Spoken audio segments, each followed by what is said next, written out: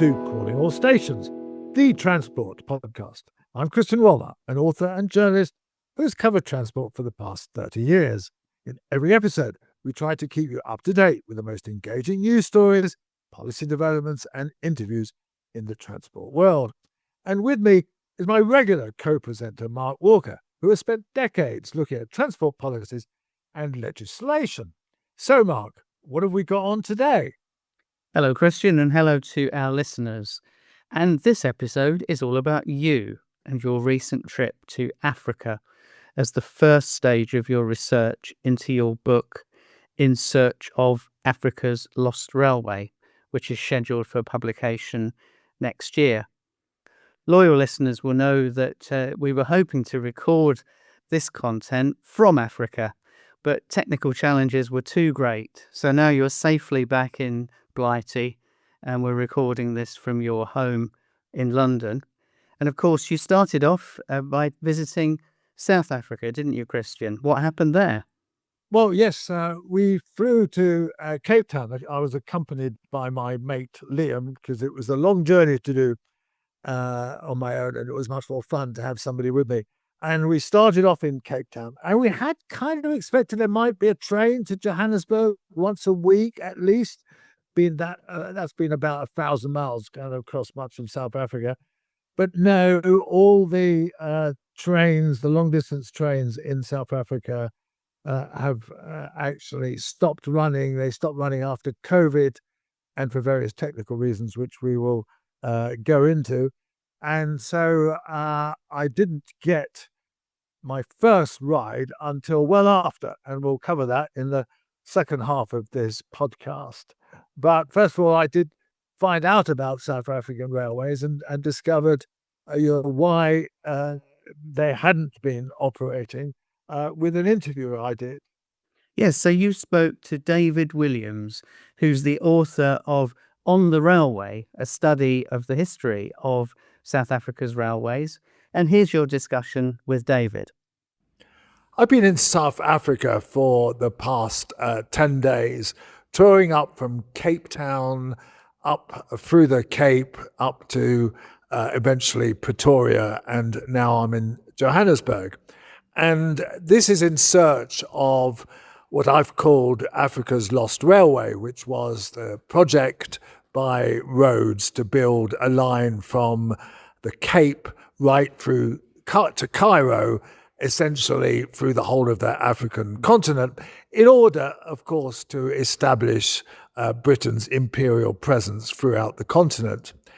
But I've been very surprised to find that certainly on the southern part of this railway, there are no longer any long-distance trains. There's a few suburban services out of Cape Town, but there are no other trains operating on South Africa's long-distance network. And so I've come to Johannesburg to talk with David Williams, who has just written a book about the history of South African railways.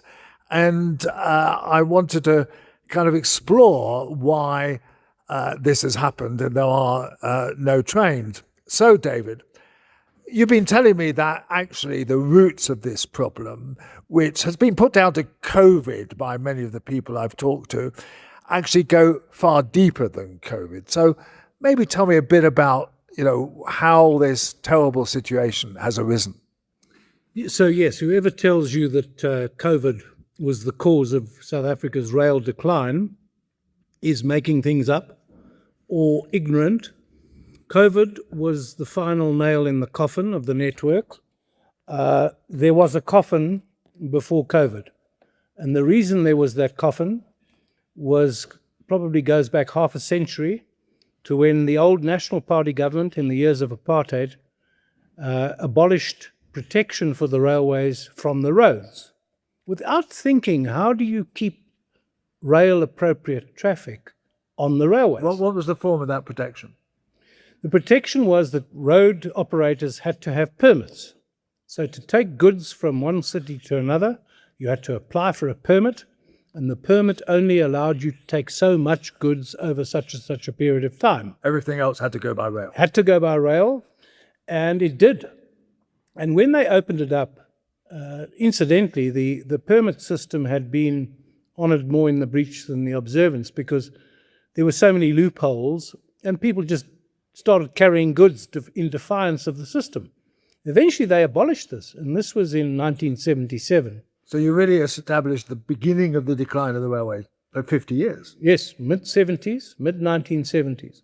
And from then, there was a steady move of traffic, passenger and goods, from rail to road. And unfortunately, the governments then, this is before the ANC, and I'm interested to hear how many people say, oh, the ANC government took over in South Africa and the railways were wrecked because of it. No, it started at least 20 years before that. ANC government didn't help, confused policy, and then in the era of what we call state capture under President Zuma, where the government became a place for looting and corruption, which undermined the railway system further. By the time that COVID came, the system was not on its knees, it was flat on its face. So can you just elaborate a little bit more about the reasons for the decline? Obviously, there was road competition, but it wasn't just that, because in your superb book on the history of the South African railways, you paint a wonderful picture of, long distance trains with, waiters in white jackets serving people, people basically being tucked into bed, children being given teddy bears, all this kind of thing. Not quite. Not quite, maybe, but that sort of thing. And so it takes quite something to decline from that to no services at all, because, just looking at the equivalent in Britain, we still have a, very well-run long-distance rail network, which, has, a train every hour, say, from London to Glasgow, London to Edinburgh. Yeah, so I think it was maybe the analogy of the frog in the water that's heating up. No big decision was made which changed everything. Right. Slow decline. And I talked to you earlier about the idea of critical mass in a big railway organisation, which at its peak in South Africa employed 230,000 people. You were saying to me that British Rail employed 650,000. Well, in terms of our system and the size of our country and population, 230,000 was the biggest employer in the country. And what happened was that traffic went from rail to road, passenger and goods, and it was slow, but it was steady, and suddenly certain parts of the network became uneconomic. They closed certain parts, which then hastened other parts being closed. And what I call the critical mass of management capacity in a big railway system, you go below that level and suddenly you've got things not being done, and connections are not being made, and repairs are not being done. And the people who are still there lose motivation, they lose morale because they're being asked to do too much. Safety is compromised, and that was one of the big problems in South African railways. Safety started being an issue. But there were accidents with it.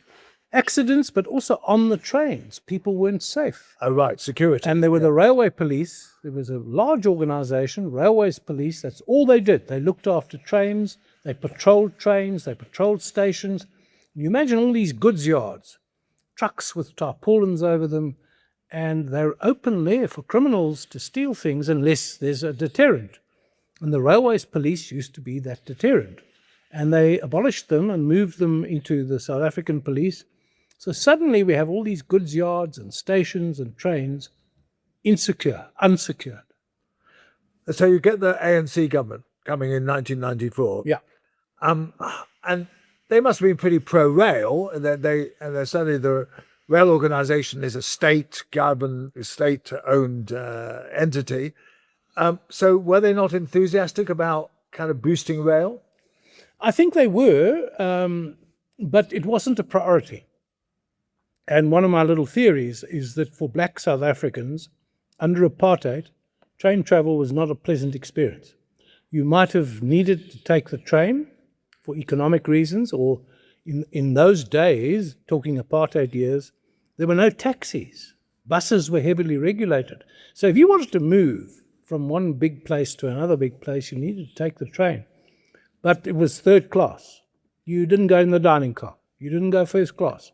So you have a ruling class of black people coming in under the ANC who have no happy memories of train travel. Because they weren't allowed. Weren't allowed. Right. Nor were they allowed to work on the railways.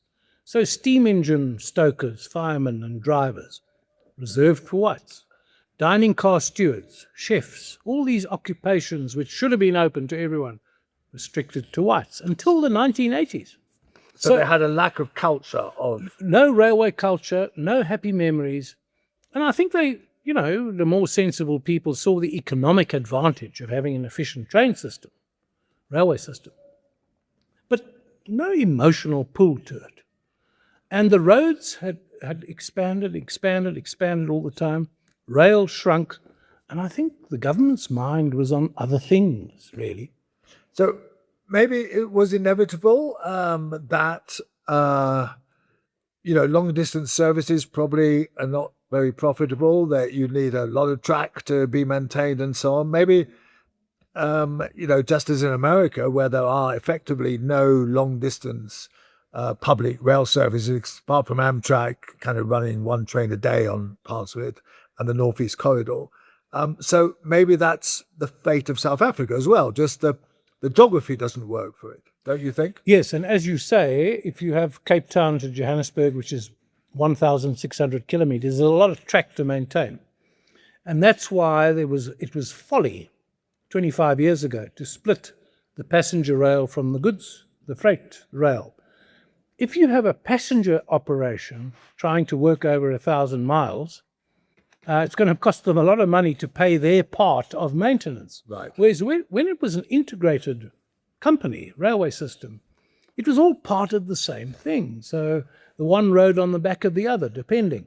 With a bit of cross-subsidy. Yes, cross-subsidy, but not in an unproductive way. And the split meant that passenger rail had to take second place when it came to locomotives, when it came to scheduling, which in turn meant fewer people wanted to travel because the service wasn't reliable. So it was a disaster. And to restore passenger rail would mean that you'd have to sort out that problem. You'd have to give passenger trains priority, which they always did have in Britain and America and South Africa, because the ultimate for a driver or a conductor or a guard was to be on the passenger train. And what that did was concentrate the mind of the organization to be efficient. Because that was the elite. Because you were answering to the public. Right. So your elite trains had to answer to the public and be on time.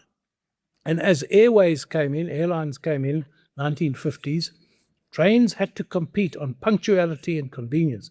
And in Europe, this is still the case because it's most of the European capitals, the railway station is in the center of the city. Yeah. But you've got to go far out to get the airport. Yeah. So it's a competitive advantage.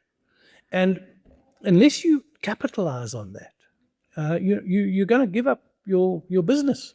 And that's what's happened here. But also you were saying to me earlier that they haven't really sorted out the issue about a social railway. So, in Britain, we're fairly clear that it's a commercial railway, which is on the main lines and on certain kind of profitable routes.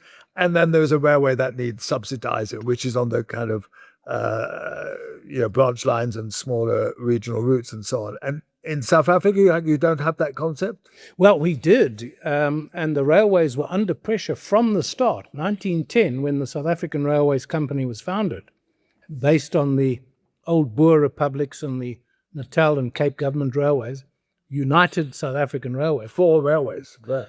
Into one. Yeah. The social obligation, particularly before motor cars and trucked lorries and trucks were common, the obligation of the railways was to carry people from all these far-flung areas and to carry goods and deliver goods and so on.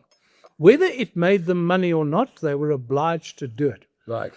And even though a lot of traffic went to the road, they were obliged until the 1980s to continue providing these services. Now, maybe the advantage now is that these services have gone. So if you want to reinvent the network, you don't pretend that you're going to have uneconomic services to small towns. You say, we're going to have several main lines, maybe a few branch lines, and we will have commuter traffic, and maybe you can redesign it so that it does make economic sense, as opposed to pretending to service every village. I mean, in Britain, one of the great outrage with the beaching cuts was that there were all these little villages which had a railway. And people were outraged that they no longer had a But they railway. were never going to. They were never going to survive. No, Yes. but in our case, beaching in England, they closed the lines while they were still operating. They may have been uneconomic, but they closed them. Right. In our case, they're gone. Right. Right. So now if we want to start again, which in fact we have to do, now we need to actually, and maybe this is the optimistic side, is you actually design the new railway system for what is needed as opposed to legacy social responsibility. You don't think that the situation that has pertained since COVID, which is 5 years ago, we've had no long distance rail services. You don't think that can be restored by trying to go back to what it was like before? You think that maybe you need a new organization, say, I don't know, an easy jet for the railways or something, to take over the running of these services, or to institute the running of these services? So if you look at the old system, it wasn't a dining car and a full service on every line. There would be a passenger service, maybe one train a day. No services particularly, just sit on the train. Right. Often there were goods trains which had a passenger coach It's at the attached to back. passenger. Oh, really? Yeah, yeah. Right. Right. And they had the guards van, and I think we had particularly special guards van. So you'd have the guards van on a goods train, 2 compartments for passengers, Right. which was a sensible thing to do. Right. So a lot of these lines never had a full passenger service. Right. So what they need to restore is the South African railway network, showing Johannesburg's importance as an economic centre. It was like a wagon wheel. So the main passenger services went from Johannesburg to Durban, to the north to Petersburg in Zimbabwe, to the Eastern Cape, Port Elizabeth, to the Western Cape, Cape Town, to Namibia, and it was radiating from a single From Johannesburg. Pretoria, Johannesburg. Right. Pretoria, Johannesburg. And really, if you could restore that, and Maputo was the other one, going to the east, Mozambique. If you could restore those 7 or 8 mainline passenger services between Johannesburg, Pretoria, and those coastal cities, Yeah. then you would have a realistic proposition. And you wouldn't, in the old days, there weren't many full-fledged services to everywhere else. It's those mainline between the big centres. Right. And there was one between between Durban and Cape Town, which went across country, took 2 days, wonderful journey. Otherwise, it was overnight journeys from and to Johannesburg from the coastal cities. That would be a proposition. Right. Do you think that the private sector has a role to play? They could, if the private sector is to be involved, they need to see a return either next year or the year after or in 20 years' time. It's a bit like investing in a mine. You're not going to get your money next year. You may get it in 20 years' time. But if the management and the policy and everything around it looks good, you are prepared to put your money in. And maybe down the line you get the money. Now, I'm not convinced that the talk of privatization in South Africa is talking to the private investors' need to make a return at some point. Now, you might have a mining company which needs to get its iron ore to the coast.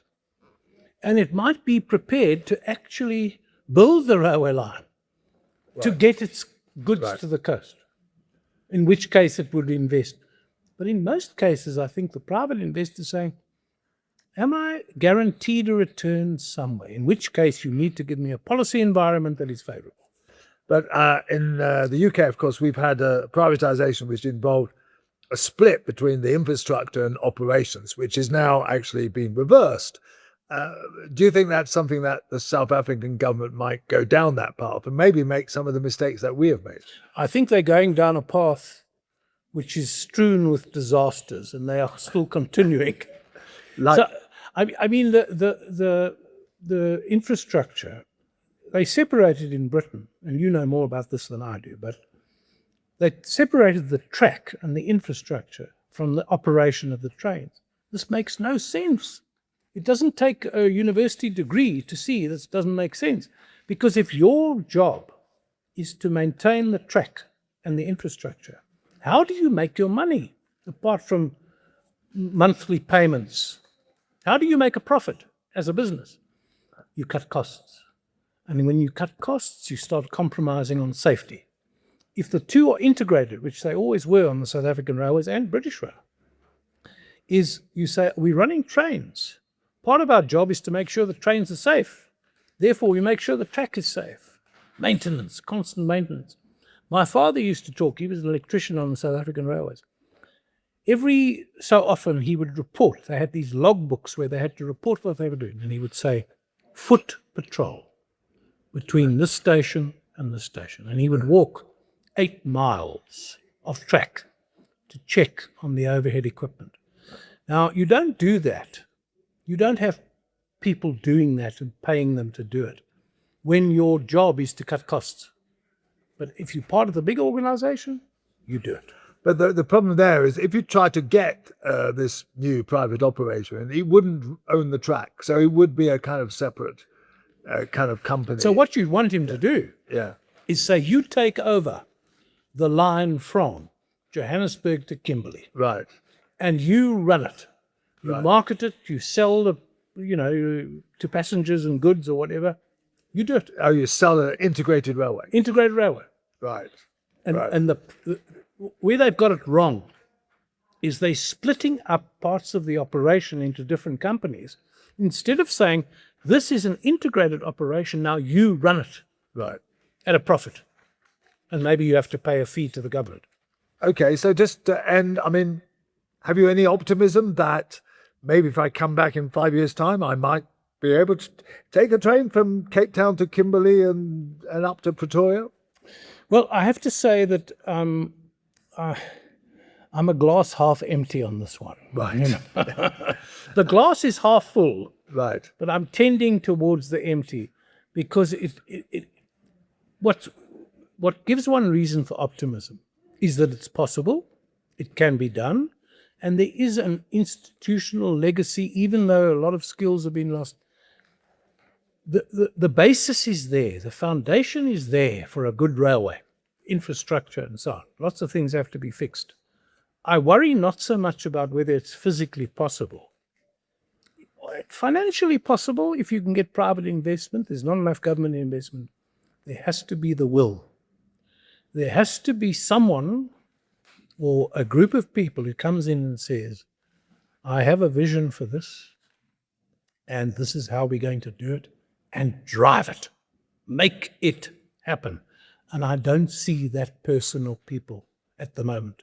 Yes, I'm afraid that your most famous at the moment South African, a certain Mr. Musk, doesn't have much interest in railways. Otherwise, he'd have the money to do it. But David, thank you so much for that. Just to finish off, remind me of the title of your book. It's called On the Railway, which is a double meaning or triple meaning kind of title. It's about the railways. It's also working on the railway, the people who worked on the railway, and on the railway in the sense of a reflection on how railways work. It's a cross between memoir of my own as a railway child, but also the history of railways in South Africa. And I call it the Great South African Train Story. On the Railway, the Great South African Train Story. And it's a jolly good read. And thank you for coming on Calling All Stations. Thank you, David. I think many listeners, Christian, will be really surprised to hear about the state of railways in South Africa, because it looks like the kind of country which is a natural for a successful railway network. That's absolutely true. And it was the 10th largest network in the world. It had some wonderful trains, as David actually writes about in his book. I mean, really famous kind of trains running across the country. And yes, the distances are quite big in some cases. 300-400 miles between major towns, as I mentioned earlier about 1,000 miles between Johannesburg and the Cape, but it's a long drive. It's very hard by bus, so you'd think that they'd managed to maintain a rail service on some parts of that network at least. Of course, it would probably require some subsidy, but on the other hand, so do the roads. But really, it's a sad state of affairs. And that did slightly continue as I went on my journey further north. So tell us about the next steps. Well, after we reached Johannesburg, which is a bit of a diversion from the route I was following, which is the Cape to Cairo Railway, which was, of course, Cecil Rhodes, the great mining magnate and businessman who actually conceived of the idea of running a Cape to Cairo railway. In other words, a railway that ran through the whole of Africa, and he wanted it to be in what was then British colonial territory all the way up. And it was an ambition that he had, but never quite achieved. He died in 1902 at the age of just 48. But quite chunks of it were built. So the whole idea of the book was to try to find what had happened to those sections that had been built and so on. So we followed the route of the railway. Johannesburg was slightly out of the way, where we just went to do a couple of interviews, but we then went back onto the route at a place called Mafeking and continued northwards. And sadly, the railway, both at a place called Vryburg and at Mafeking, the stations had completely disappeared. In fact, there was a rather funny incident at Vryburg, which had once been a thriving railway town, where we couldn't find the station. It wasn't on Google Maps. And then I saw a bloke kind of who was sort of just about getting his van, and we said, do you know where the station is? And he said, the station? Why do you want to go there? It's ficht. It's in best kind of Afrikaner English, and it was hilarious. And we went along to the station. He led us in his ute, his utility vehicle, to the station, and it was a sort of brick station where the roof had fallen in. The platform was just a mass of weeds and grass, and the sign that said Vryburg, Cape Town, 1,500 kilometers away or whatever. And there was absolutely nothing left of this station at all. It had been long abandoned, and long before COVID, whereas the other stations that we visited on the way up from Cape Town had actually been abandoned at the time of COVID, so that they weren't in that bad a situation. But the one in Vryburg and in Mafeking, they'd completely disappeared. There was nothing left of it. Anyway, so we continued on our way, but that was a kind of hilarious encounter with this guy, which will end up in the book. I mean, in fact, I wondered about when I should call the book. Why do you want to go to the station? It's fucked. It was be quite a good title for the book. I mean, again, I was just to labour the point, but it all to me seems completely counterintuitive for a country. South Africa's part of the BRICS, nations that were the kind of up and coming nations of the 21st century, and it just seems to me incomprehensible that they can fulfill their potential as a nation without an effective railway system. Absolutely. There are still a few freight trains running on it, but few and far between. And I was told that, for example, the coal output is not as big as it could be because they can't get the coal to the ports, and the same applies to other minerals. And because of the lack of trains, then the roads become actually much, much worse, because all these huge trucks carrying 40 tons of mineral, which would be much better in trains, are then kind of wrecking the road. So it's kind of completely counterproductive. But it's down to, as David Williams said, a mixture of corruption, of bad management, of the effects of COVID, and the failure to recognise the importance of the railways. I mean, all these things, and it's just such a tragic situation. So we tried our luck in Botswana, which is the next bit of the Rhodes Cape to Cairo line. It went from the capital Gaborone. It went from Mafeking into Botswana, into the capital Gaborone, which is the south of Botswana, and up through to Francistown, which is in the north along the Kalahari Desert. A section of that incident was built at the rate of a mile a day in 1897. It was kind of extraordinary constitution by these, amazing, by these brothers Pauling. They had to go back and kind of improve it a bit, but essentially they did a mile a day all the way through to Bulawayo, which is in Zimbabwe. So we followed the railway up to Francistown. We were in a hire car at the time. Francistown is a small town in the north of Botswana. And then we had to abandon the hire car because they wouldn't let us drive it in Zimbabwe. And we then took a bus overnight to Bulawayo. There had been trains in Botswana which ran to Bulawayo from Gaborone until COVID. These trains were no longer running. And we kind of stopped at a couple of places in Botswana and tried to find out why. And nobody really could give us a decent explanation, except, they'd stopped during COVID. And both Francistown and Gaborone had lovely refurbished stations with waiting rooms and God knows what else, kind of in very good condition, that were not in use. And there were security staff, so they weren't being kind of trashed, but it was really a waste. And one guy we bumped into said, "Oh yeah, I used to take the train regularly from Francistown to Bulawayo to visit my relatives, and now I can't anymore, and I have to take the bus, which is a hassle," and so on. So very sad. So we get to Bulawayo, which is in the south of Zimbabwe, and the line built by Rhodes, or rather the Pauling brothers, continued then up to Victoria Falls, which is about 400 miles north of Bulawayo. And there, at last, we found a train that still runs, and it runs once a week on a Friday.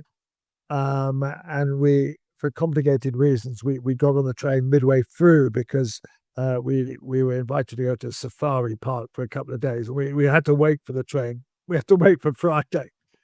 And we took this ramshackle train. We got on it off the ballast at a place called Ngamo, which was kind of about a third of the way up from Bulawayo to Victoria Falls. And it was a very slow train. It arrived, it was supposed to arrive at Ngamo at 3:00 in the morning, which was not the most convenient time. And we were waiting on the ballast for ages, and actually it didn't come till 7:00. So it was 4 hours late. And it was about 150, 200 miles to Victoria Falls. And we got on it at 7:00 in the morning. So it was much later than originally. It was by then about 4 or 5 hours late. And we eventually got to Victoria Falls, which is only a couple of hundred miles away, as I say, by 7:00 in the evening. So it took 12 hours to do 200 miles. And it stops everywhere, and it had to wait for the odd freight train. And it just, there was no explanation. It rattled along, at a terrible pace. But the good news was that there was a train, because it had been reinstated post-COVID by Zimbabwean Railways. And the sad thing is, Mark, that, we took these trains, and there was another one, which I'll tell you about in a minute. They're incredibly well used. They're really necessary for the local people, because the road between Bulawayo and Victoria Falls is appalling, because we had to drive along some of it, and with huge potholes and whatever. So these railways provide an absolute vital link for people, and kind of allowing them to fall into disrepair or not run at all is such a disastrous policy and so bad for local people. And when they are operating, and they create a whole lot of jobs, because you then get hawkers selling food to people on the train, and you get people being able to take their agricultural produce to the nearest big town and so on. I mean, they're absolute vital links, given the bad roads and so on. Anyway, so we got to Bulawayo. We got to Victoria Falls eventually. Big tourist place, of course. And again, a lot of potential for the railway to run properly rather than kind of half-heartedly as it does. because Victoria Falls, inevitably is a real tourist honeypot with quite a lot of reasonable hotels and quite posh restaurants and the like. So again, a great shame that it's not kind of serviced by a proper railway. And then we walked over the frontier. The frontier to Zambia is over the bridge built by roads between the two countries across the Zambezi River, about half a mile south of the falls. Unfortunately, we couldn't really see the falls because there's so much water coming out that there's so much steam or whatever coming out of it that you couldn't actually see the falls. It's the busiest time. The sort of end of the rainy season is the busiest time, so you couldn't actually see the falls. So we walked across into Zambia, and there is on the Zambian side there's a town called Livingston, named after one famous doctor, and there is a train once a week to the place we're heading to, which is called Kapiri and Pocha, which was about 600 miles away in northern Zambia. But it didn't time with our other train. We couldn't take the train. We had heard it still runs, so it would be possible actually to get a train all the way from Bulawayo to Dar es Salaam, which is to get a series of 3 different trains from there. So that part of the trip could actually be done all by railway. Anyway, we took 2 buses instead, 2 days in buses, one of which was incredibly cramped and very uncomfortable, and I barely couldn't move my knees at all. And the other one was quite a comfortable bus ride from the capital, Lusaka, which is traffic-ridden and insanely kind of congested, and one of those towns where cars have been allowed to kind of run riot and there's no public transport, so people have no alternative and so on. Anyway, so we get to this place called Kapiri and Pocha, which is the southern end of a railway built by the Chinese, which runs all the way up over 1,500 miles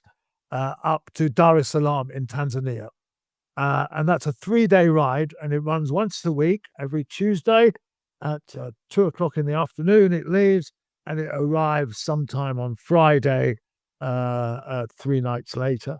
And we managed to get that train, and again, it was better maintained than the Bulawayo Victoria Falls line. It was like a proper railway, and there's quite a lot of freight, and it's only, as it were, 50 years old. But the coaches were probably 50 years old as well, and it wasn't entirely comfortable. Particularly some of the bumps in the middle of the night literally threw you up in the air. I mean, literally.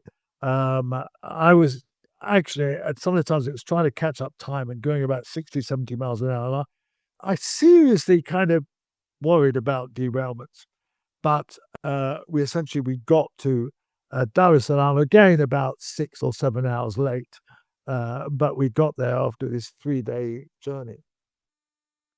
I think that's absolutely amazing. And hopefully our listeners enjoyed that description as much as I did. So you got to Dar es Salaam, and that was the end of the first stage of this odyssey. Yes. And then you're going back to Africa. Yeah. To complete. We're going to go back to Dar es Salaam, and there's a railway through to Lake Tanganyika. That is partly a new railway built by the Chinese, partly an old one. And then somehow make our way north into Kenya. I mean, hopefully, maybe by boat, but apparently there aren't many boats. There's apparently an old German First World War steamer that runs along Lake Tanganyika, which would be an experience in itself. And then get to Nairobi, and then take the train to Mombasa, back to the Indian Ocean. And then, unfortunately, we'd like to go through Sudan, but that's not going to be possible.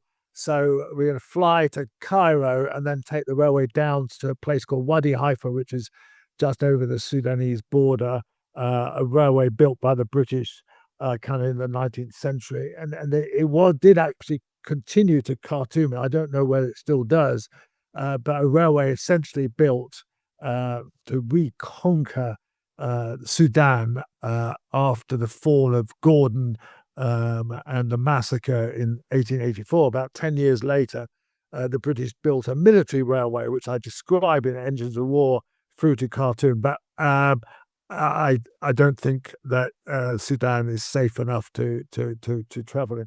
I mean, we did have a couple of incidents in Africa, and one of the incidents was quite strange. At the border on the train, the Tazara train between Kapiliri and Pocha and Dar es Salaam, at the frontier, we got out of Zambia okay, but then when we got to the other side by train, they took a mile through no man's land. We then kind of encountered the immigration officers, and by then it was 9 o'clock at night. And we'd taken to some little shed, and they said, "We can't stamp your passport because we don't have the means to charge you here. The $50 you have to pay." And we said, "Oh, we've got credit cards." And no, we haven't got the means. We have to get in our car. And they got us in an old ambulance. Where I was sitting on the bed and I had to bend my head because, otherwise it would bump. And we went up the worst road we've ever went up. And there's kind of four of us Europeans who were being asked to pay the visa fee because all the Zambians and the Tanzanians obviously didn't have to pay this fee. And we did think for a moment, is this, why are these people taking us up this road? And they said, "Oh, it's just up the road." But actually, it was about 2 kilometers away. But eventually they took us to the road border post. And then we had a hassle because they couldn't take my credit card because the credit card machine didn't work. And they wanted dollars, and I didn't have any dollars. I had pounds. And eventually, one of the other guys had spare dollars, and I gave him some pounds for his spare dollars. And we paid it, and we didn't get a receipt, and so on. And then, oddly enough, the immigration officer drove us back to the station and said, "Oh, I'm very sorry about all this. We're very embarrassed about all this, that we have to drive you up here, but our machine down the bottom isn't working." And I mean, it was all very kind of bizarre. And we thought, are we being kidnapped here or hijacked, or are they going to rob us? But we kind of realized it was okay when they took us to this huge border post, and there was probably about 50 truck drivers waiting to be processed, but we jumped ahead of the queue and got dealt with. But that's the sort of thing you get in Africa. You kind of weird, kind of inexplicable events the whole time, but it makes for a lot of fun.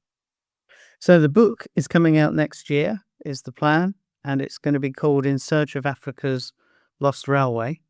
So we'll look forward to hearing about the second stage of the trip and the run-up to the publication of the book. Of course, you've got a book coming out shortly, Christian, haven't you, on another subject? That's right. At the end of July the 23rd, my book about high-speed railways is going to come out. I think we'll probably devote an episode to it, although we've talked about it before. But there's quite a lot in the book that we haven't talked about.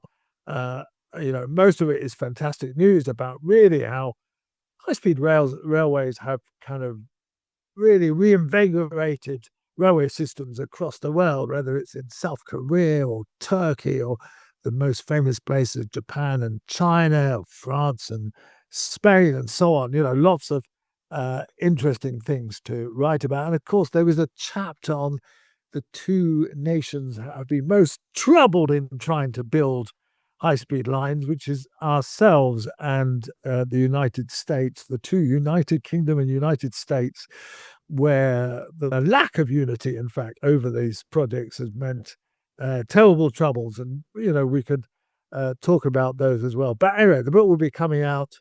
We'll talk about it a bit more in a future episode. And even though I say so myself, it's got the best cover of any book I've ever written. It's got a really exciting cover. And we'll feature that at some point as well. So, yes, an exciting time coming up. Here's Christian's final thought from the Departure Lounge. Well, I think this might be a slight repeat, but having just travelled halfway across the world and back again by aeroplane on these huge, big 787 Boeings, twin aisles, kind of, carrying 300 or something people. I'm struck by the madness of the idea that they still carry life jackets for everybody, and they actually have to get the poor air crew kind of in front of you, putting on one of these life jackets and showing you how to blow extra air into it, and that you have to blow a whistle, and you have a little torch and stuff. And of course, they're carrying 300 of these things underneath your seats. And the notion that this is ever likely to come into use, particularly, you're flying from Cape Town through to London, and you're only going over the sea for the Mediterranean for a little bit of that. And the notion that these planes that fly at 500 miles an hour are going to softly land on a bit of water and allow you to jump out into, put your life jacket and jump. It's complete and utter madness. And it was a serious point here, and that, there's a huge cost in carrying all this stuff about and ridiculous instructions at every flight. But also, you think that maybe they're not sufficiently kind of concentrating on other aspects, notably fires, which are by far a more likely event than crashing in the sea at a speed slow enough to which you'll be able to kind of get the doors open and jump off with a life jacket and fitting it and not pulling the string until you're out of it, because otherwise you wouldn't get through the door. I mean, it's stuff and nonsense. It's really high time that the international air authorities kind of recognized that and, stopped the requirement to be carrying this stuff. I mean, it's more, Imperial Airways than kind of British Airways, as it were. And it's time to call a day on life jackets on planes.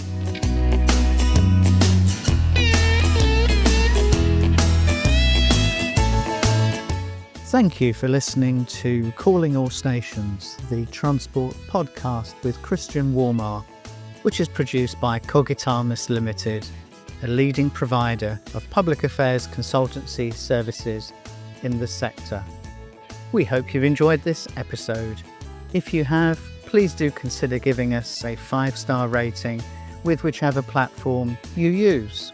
Do follow us on social media. You can find Cogitamus Limited, Calling All Stations podcast, Christian Warmar and Mark Walker across a variety of platforms, including LinkedIn, Instagram, Facebook, Blue Sky and X.